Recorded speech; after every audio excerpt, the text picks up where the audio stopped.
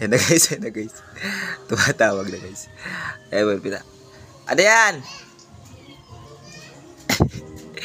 Sana guys yan. Ikaw ba nabutos niyan? Sabi nga, papili nga ng ng sabon. Sabi niya, Akin yung sukli. Hindi ka pala nagbabayad yung sukli. Usapan namin ni kuya eh. Nabutos sa akin eh. sabi niya, kuya, bila ko ng sabon, akin ng sukli. Sabi ko, sige. Ano na? Sabi namin, din pa nga, ayun o. Sa inyo bumili po? Nakuha nyo na agad, di ba? Usapan nyo daw. Sukli ka niya. So yun na guys. Di pa daw siya nagbayad. Nagbigay ng bayad ng sabon sa kanya na sukli.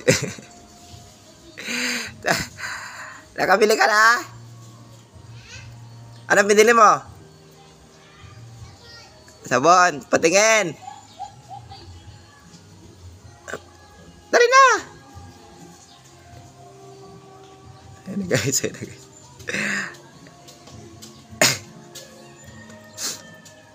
Anong pangalan ng sabon?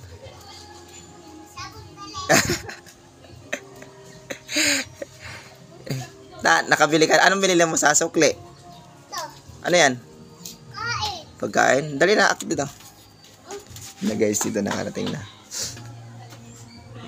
Tingnan ang binili mong pagkain. Oh, ayan, di ba? Ang bait ng ampun ko, guys. Tingnan ang binili mong pagkain. Chocolate?